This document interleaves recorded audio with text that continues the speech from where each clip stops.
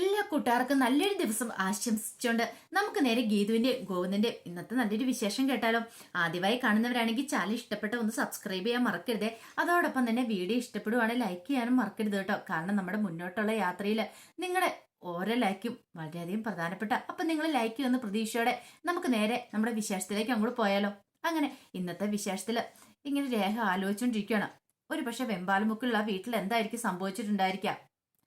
അവിടെ വെച്ച് അതെ, ഗീതുവിന്റെ അച്ഛൻ എന്തോ സംഭവിച്ചിട്ടുണ്ട്. പക്ഷേങ്കിൽ അവിടെ കിട്ടിയതോ കിഷോറിന്റെ മൃതദേഹം. അതെങ്ങനെ സംഭവിച്ചു? കാരണം ഭദ്രനങ്ങളാണ് എന്തോ സംഭവിച്ചിട്ടുണ്ടാകും താൻ കരുതിയിരുന്നേ. പക്ഷെ കിഷോറിന്റെ ബോഡി കിട്ടി. പക്ഷെ ഇതിനിടയ്ക്ക് എന്തോ കാര്യങ്ങളൊക്കെ നടന്നിട്ടുണ്ട്. അത് എത്രയാന്ന് ആലോചിച്ചിട്ട് എത്തും പിടിയും കിട്ടിയില്ല രേഖയ്ക്ക്. അങ്ങനെയാണെങ്കിൽ രാധികാമ്മ വരണു ഇതിനകത്ത് നല്ലൊരു കളി കളിച്ചിട്ടുണ്ട്. അതെന്തായിരിക്കും? അങ്ങനെയൊക്കെ ചിന്തിച്ചുകൊണ്ടിരിക്കുന്ന സമയത്താണ് അങ്ങോട്ടേക്ക് വരും വന്നു കഴിഞ്ഞപ്പോഴത്തേനും രേഖ ചോദിച്ചു, എന്താ ഇന്നും ചോക്ലേറ്റ് ഒക്കെ ആയിട്ടാണെന്ന് ചോദിക്കും. പെട്ടെന്ന് വരും പറഞ്ഞു, നിനക്ക് ചോക്ലേറ്റ് അത്രയ്ക്കാണ് ഇഷ്ടപ്പെട്ടോന്ന് ചോദിക്കണം. പെട്ടെന്ന് രേഖയ്ക്ക് നല്ല ദേഷ്യം എന്ന് പറഞ്ഞുകൊണ്ട് രേഖ അങ്ങോട്ട് മാറുകയാണ്.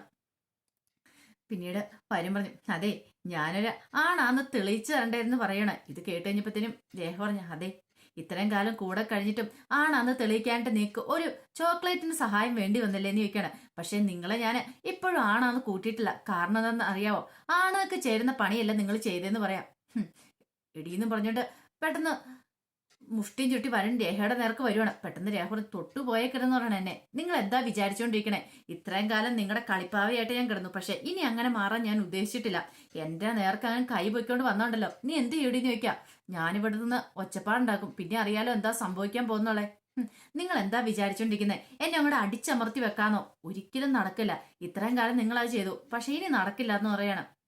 അല്ലെങ്കിൽ നിങ്ങളെപ്പോലൊരു ചതിയനെ തിരിച്ചറിയാനായിട്ട് ഞാൻ കുറച്ച് വൈകി. നിങ്ങളുടെ സ്നേഹത്തിലും പഞ്ചാര വർത്താനത്തിലും ഞാൻ അങ്ങോട്ട് മയങ്ങി വീണു. അറിയാലോ, ഇതിനു മുമ്പ് നിങ്ങൾ ആദ്യമായിട്ട് എന്നെ വീഴ്ച സമയത്ത് നിങ്ങളുടെ ഗസ്റ്റ് ഹൗസിലേക്ക് കൊണ്ടുവന്നപ്പോൾ കഴിഞ്ഞപ്പോൾ നിങ്ങൾ എന്നെ അറിയത്തില്ല, നിങ്ങൾ അങ്ങനെയൊക്കെ പറഞ്ഞ് എന്നെ തള്ളിക്കളയാൻ തുടങ്ങിയതാ. അത് നാട്ടുകാരെല്ലാം കൂടെ പിടികൂടിയപ്പം നൈസായിട്ട് നിങ്ങൾ ഒഴിഞ്ഞു മാറാൻ തുടങ്ങിയ സമയത്ത് നിങ്ങൾ എൻ്റെ കഴുത്തിൽ താലി കിട്ടിയില്ലെങ്കിൽ ഗോവിന്ദേട്ടൻ എൻ്റെ കഴുത്തിൽ താലി കെട്ടാനായിട്ട് തയ്യാറായിരുന്ന ആളാ. ഞാൻ ദൈവത്തെ പോലെ കാണുന്ന ഒരാളാ ഗോവിന്ദേട്ടൻ, അറിയാവോ? അതൊന്നും ഞാൻ മറന്നു പോയിട്ടില്ല. ഇത് കേട്ട് കഴിഞ്ഞപ്പോഴത്തേനും അതാ നിന്റെ ഏറ്റവും വലിയ കുഴപ്പം. നീയേ ഇനിയെങ്കിലും ആ ഗീതുവിനോടും ഗോവിന്ദേട്ടനോടുള്ള സ്നേഹം നിർത്തിയിട്ട് ഞാൻ പറയുന്ന അനുസരിക്കാൻ പറയണേ. ഞങ്ങളുടെ അടിമയായിട്ട് വരാൻ പറയണം. അങ്ങനെയാണ് നിനക്ക് കൊള്ളാന്ന് പറയാം. നിങ്ങളുടെ അടിമയായിട്ട് വരാനായിട്ടാ ഒരു കാരണവശാലും ഇല്ല. എന്റെ ജീവിതത്തിലേക്ക് കൈപിടിച്ച് നടത്തിയത് ആരാന്നറിയോ? ഗോവിന്ദേണ്ണ. അവരൊരിക്കലും ഞാൻ തള്ളിപ്പറയാനായിട്ട് പോകുന്നില്ല. പിന്നെ നിങ്ങളുടെ അടിമയാകുന്നേക്കാളും ഭേദം ഒരു മുഴം കയറില്ല എന്റെ ജീവിതം അങ്ങോട്ട് അവസാനിപ്പിക്കുന്നതെന്ന് പറയാം. പിന്നെ ഇപ്പൊ ഈ പറഞ്ഞ ഡയലോഗ് ഞാൻ തിരിച്ചു പറയാം. മര്യാദയാണേ മര്യാദ. നിങ്ങൾക്ക് വേണമെങ്കിൽ എന്റെ അടിമയായിട്ട് ഇവിടെ ജീവിക്കാം, സുഖത്തോടും സന്തോഷത്തോടും കൂടി. അല്ലെങ്കിൽ നീ എന്ത് ചെയ്യുന്നു ഞാൻ കാണിച്ചു തരുമെന്ന് പറയണേ. നിങ്ങൾ എന്തായെക്കുറിച്ച് എന്താ വിചാരിച്ചുകൊണ്ടിരിക്കണേ? ഇതെല്ലാം ഞാൻ ഗോവിന്ദേട്ടനോടും ഗീതോടും പറഞ്ഞാണ്ടല്ലോ. പിന്നെ പറഞ്ഞാൽ ഇപ്പൊ അവരെ ഞങ്ങളെ അങ്ങോട്ട് ഏതാണ്ട് കടിയിനകത്ത് കയറ്റി. ഒന്നും മിണ്ടാതെ പോടിയെന്ന് പറയണം. കേറ്റൂലെന്നൊക്കെ കാണിച്ചു തരാം. അതെ, ഈ ലേഖനം നിങ്ങൾക്ക് ശരിക്കും അറിയത്തില്ലാഞ്ഞിട്ടാ. നിങ്ങൾ എന്താ വിചാരിച്ചുകൊണ്ടിരിക്കുന്നത്? നിങ്ങളുടെ പുറകെ ഇങ്ങനെ വാലും ചുരുട്ടി ഇങ്ങനെ വന്നുകൊണ്ടിരിക്കുന്ന ഒരു പെണ്ണ രേഖയെന്നോ? ഒരിക്കലല്ല, നിങ്ങൾക്ക് തെറ്റി. നിങ്ങൾ ആ കാറ്റഗറിയിൽ എന്നെ ഉൾപ്പെടുത്തരുത്. ഈ രേഖനെ നിങ്ങൾക്ക് ശരിക്കും മനസ്സിലാഞ്ഞിട്ടാ. അതൊക്കെ നിങ്ങൾക്ക് വഴിയെ മനസ്സിലായിക്കോളും. നിങ്ങൾ എന്റെ കാൽച്ചൂട്ടിലേക്ക് വരുന്നൊരു സമയം വരും. അധികം വൈകാതെ തന്നെ അത് സംഭവിക്കും വരണേട്ടാ എന്ന് പറയണം. കാണാടി നമുക്ക് കാണാം. നിന്റെ അടുത്ത് നിന്നിട്ടുണ്ടെങ്കിൽ എനിക്ക് ഭ്രാന്തെടുക്കുമെന്ന് പറഞ്ഞിട്ട് വരണം അങ്ങോട്ട് പോവാണ്. ഈ സമയം രേഖ മനസ്സിൽ പറഞ്ഞു, നിങ്ങൾ ഒരിക്കലും ഞാൻ വിട്ടുകളയില്ല വരണേട്ടാ. നിങ്ങൾ എന്റെ കാൽച്ചോട്ടി വരും. ഒരു അനുസരണ ഭർത്താവായിട്ട് വെറും ഒരു ഭർത്താവ് ഉദ്യോഗസ്ഥനായിട്ട് മാത്രം നിങ്ങൾ എന്റെ കാൽച്ചോട്ടി കിടക്കുന്ന ഒരു സമയം വരുന്നുള്ളൂ. ഇനി എന്റെ ജീവിതത്തിൽ ആദ്യത്തെ അവസാനത്തെ പുരുഷൻ നിങ്ങളാണ്. നിങ്ങൾ മാത്രം, വേറെ ആരും ആ സ്ഥാനത്തേക്ക് വരാനും പോകുന്നില്ല എന്ന് രേഖ മനസ്സിൽ വിചാരിക്കുകയാണ്. പിന്നീട് കിഷോറിന്റെ അമ്മയും പെങ്ങളും പോലീസ് സ്റ്റേഷനിൽ കൊണ്ട് പരാതി കൊടുത്തേക്കുവാണ്. അങ്ങനെ പരാതി കൊടുത്തിട്ട് പറഞ്ഞു, അതെ ഉന്നതന്മാരാണ് ഇതിന്റെ പുറയിലുള്ളത്. സാറേ, ഞങ്ങൾക്ക് എങ്ങനെയെങ്കിലും നീതി കിട്ടിയാൽ മതിയാവുള്ളൂ. ഞങ്ങളുടെ മോനെ കൊന്നവരെ നിയമത്തിന് മുന്നിൽ കൊണ്ടുവരണം എന്നൊക്കെ പറയാം. ഇത് കേട്ടത് എസ് ഐ പറഞ്ഞു, നിങ്ങൾ പേടിക്കേണ്ട, ധൈര്യമായിട്ടിരിക്കാം. എന്താണെങ്കിലും അവരെ ഞങ്ങൾ നിയമത്തിന് മുന്നിൽ കൊണ്ടുവന്നോളാം. സാറേ, പണത്തിന്റെ പുറത്തൊന്നും വീണു പോയേക്കല്ലേ. ഞങ്ങൾക്ക് വേറെ ആശ്രയം ഇല്ലാത്തതുകൊണ്ടാന്ന് പറയണം. അതൊന്നും ഓർത്ത് ഭയപ്പെടണ്ടാന്ന് പറഞ്ഞില്ലേന്ന് പറയണം. അപ്പോഴേക്കും ഗീതും ഗോന്നും കൂടെ അങ്ങോട്ട് വരുന്നേ. അവരെ കണ്ടതും പെട്ടെന്ന് തന്നെ ചാടി എഴുന്നേറ്റ് കിഷോറിന്റെ അമ്മ, നിങ്ങളോ എന്തിനായിരിക്കും ഇനി ഇങ്ങോട്ട് വന്നേ? ഞങ്ങളെ കൂടെ കൊന്നു തിന്നാനാണോ? കൊന്നു തിന്നടി അങ്ങോട്ട്. നിനക്ക് സമാധാനമാവട്ടെ. നീ ഒറ്റയൊരുത്തിയാ എല്ലാത്തിനും കാരണക്കാര്. നീയാണ് എന്റെ മോനെ കൊന്ന്. എന്നിട്ട് യാതൊരു ഉളുപ്പില്ലാതെ വന്ന് നിൽക്കുന്ന കണ്ടില്ലേ? എന്റെ മോനെ കൊന്ന് എന്തിനാന്ന് എനിക്കറിയാം. എന്റെ മോന്റെ സ്വത്തുക്കളെ തട്ടിയെടുക്കാൻ വേണ്ടല്ലേ? അവർ നിങ്ങൾ എല്ലാരും കൂടി ചേർന്നില്ലേ ചതി ചെയ്തേ. എടി ഒരിക്കലും ഇതെനിക്ക് പൊറുക്കാൻ പറ്റില്ല. എന്റെ മോനെ കൊന്ന് ശരിയാണെങ്കിൽ നിന്നെ ഒന്ന് ഞാൻ വെറുതെ വിടത്തില്ലടി എന്ന് പറയണം. ഇത് കേട്ട് കഴിഞ്ഞപ്പോഴത്തേനും എസ് ഐ പറഞ്ഞു, അതെ ഇവരെ ഇങ്ങോട്ട് വിളിച്ചു വരുത്തിയത് ഞാനാ. ഇവരോട് കുറച്ച് കാര്യങ്ങളൊക്കെ ചോദിച്ച് മനസ്സിലാക്കാണ്ട് ചോദ്യം ചെയ്യാനുണ്ടായിരുന്നു പറയണം. ഒരു കാര്യം ചെയ്യ, നിങ്ങൾ പുറത്തേക്ക് ഇരിക്കുക, ഞാൻ ഇവരോട് ചോദിക്കട്ടെ എന്ന് പറയണം. അങ്ങനെ അവരെ അങ്ങോട്ട് പുറത്തേക്ക് ഇറക്കി വിടുക. പിന്നീട് ഗീതയോടും ഗോവിന്ദനോടും അവിടെ ഇരിക്കാൻ പറഞ്ഞു. അവരങ്ങനെ ഇരിക്കുകയാണ്.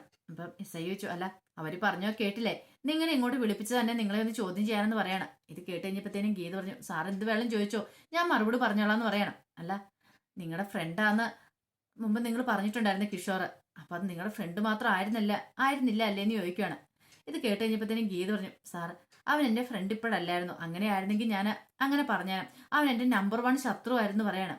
ഇപ്പോഴും ആ നിലപാട് തന്നെ ഞാൻ ഉറച്ചു നിൽക്കുന്നതെന്ന് പറയാം, അതിനൊരു മാറ്റമില്ലെന്ന് പറയണം.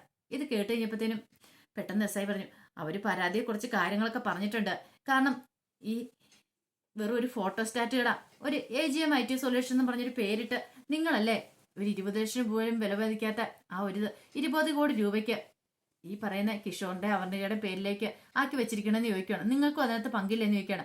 ഇത് കേട്ടപ്പോൾ ഗീത പറഞ്ഞു, സാർ അങ്ങനെ ചോദിച്ചിട്ടുണ്ടെങ്കിൽ ഉണ്ട്, കാരണം അങ്ങനെ ഒരു കാര്യം സംഭവം നടന്നിട്ടുണ്ടെന്ന് പറയണം. കാരണം അത് അവർണികയുടെ ഡാഡിയുടെ സ്വത്തായിരുന്നു. അപ്പൊ ആ സ്വത്ത് അവർണികയ്ക്ക് തിരികെ കിട്ടാൻ വേണ്ടി ഞങ്ങൾക്ക് അങ്ങനെ ചില ഡ്രാമകളൊക്കെ കളിക്കേണ്ടതായിട്ട് വന്നെന്ന് പറയണം. ഓഹോ അങ്ങനെയാണ് കാര്യങ്ങൾ.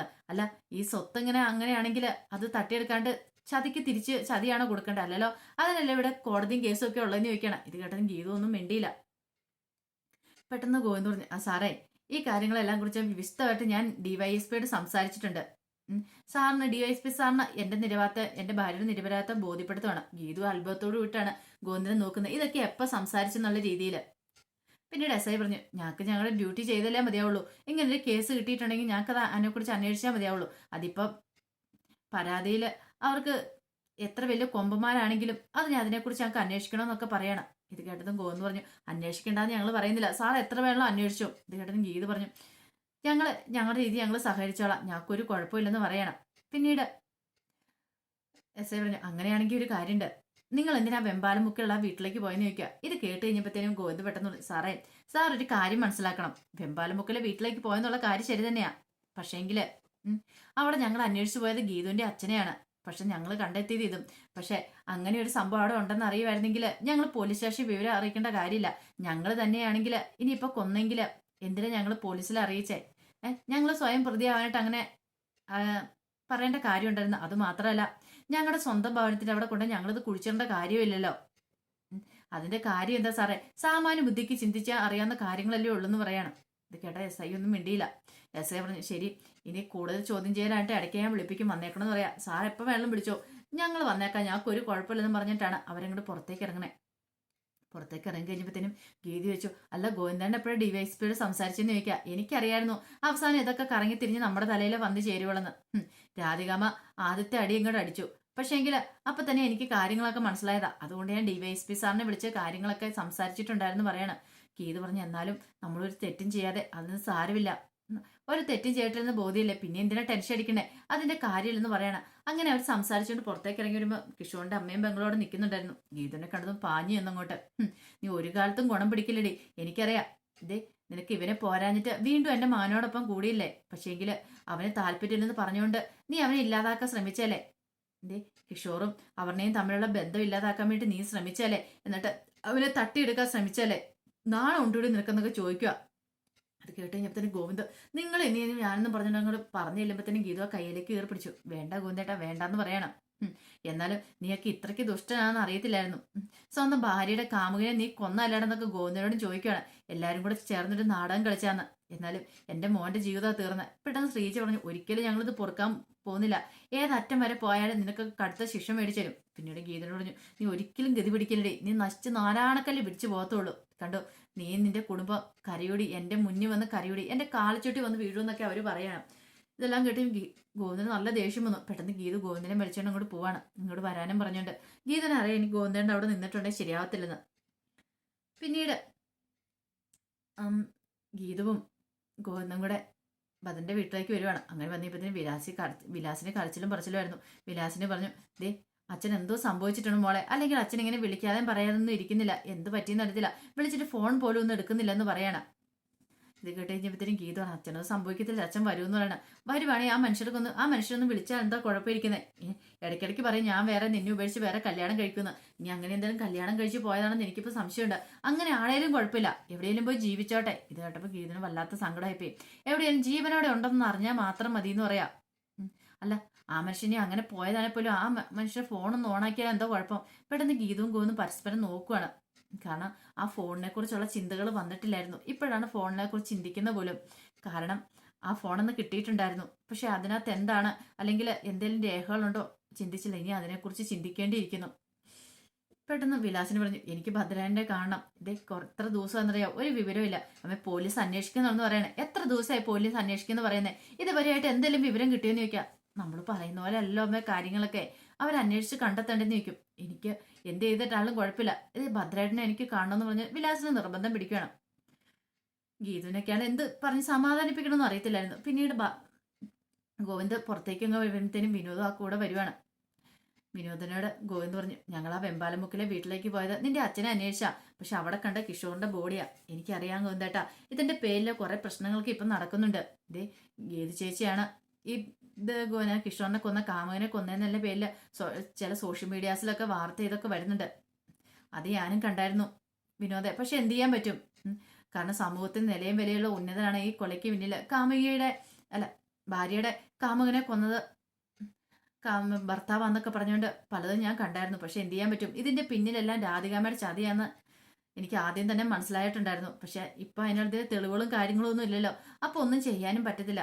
പക്ഷെ ഒരു കാര്യമുണ്ട് ഗോവിന്ദേട്ടാ, എപ്പോഴെങ്കിലും ഗീതു ചേച്ചി വാർത്തകളൊക്കെ കാണത്തില്ല, അപ്പൊ ഗീതു ചേച്ചിയുടെ മനസ്സ് വേദനിക്കില്ലെന്ന് ചോദിക്കും. അത് ശരിയാ, പക്ഷെങ്കിൽ ഗീതു അറിയാതെ മാക്സിമം നോക്കണം. ഗീതുവിന് സഹിക്കാൻ പറ്റില്ല, അവളാണ് ഇതിന്റെ പിന്നിൽ നിന്നും പറഞ്ഞുകൊണ്ട് ആൾക്കാരെല്ലാം പറഞ്ഞുകൊണ്ട് നടക്കുന്നത്. മാത്രമല്ല ഇതേ വനിതാ പ്രവർത്തകർ മാർച്ചും ധർണയും കാര്യങ്ങളും എല്ലാം നടത്തുന്നുണ്ട്. ഇത് കേട്ടപ്പോഴത്തേനും വിനോദ് പറഞ്ഞു അല്ല ഗോവിന്ദേട്ടാ, അങ്ങനെയാണെങ്കിൽ ആ ഫോൺ ഉണ്ടല്ലോ, ആ ഫോണിനകത്തുനിന്ന് എന്തെങ്കിലും രഹസ്യങ്ങളൊക്കെ കിട്ടാതിരിക്കുള്ളൂ എന്ന് പറയാണ്. ഇത് കേട്ട് കഴിഞ്ഞപ്പോഴത്തേനും ഒരു ഞെട്ടലോട് കൂടി ഗോവിന്ദ് വിനോദിനെ നോക്കുവാണ്. അപ്പൊ അതിന്റെ വിശേഷങ്ങളൊക്കെ ഇന്ന് കണ്ടത്. ഇതിന്റെ ബാക്കി വിശേഷങ്ങളുമായിട്ട് വൈകുന്നേരത്തെ പ്രൊമോയി വരാട്ടോ. ഒരിക്കൽ കൂടി എല്ലാവർക്കും നല്ലൊരു ദിവസം ആശംസിച്ചുകൊണ്ട് നിർത്തുന്നു. നന്ദി.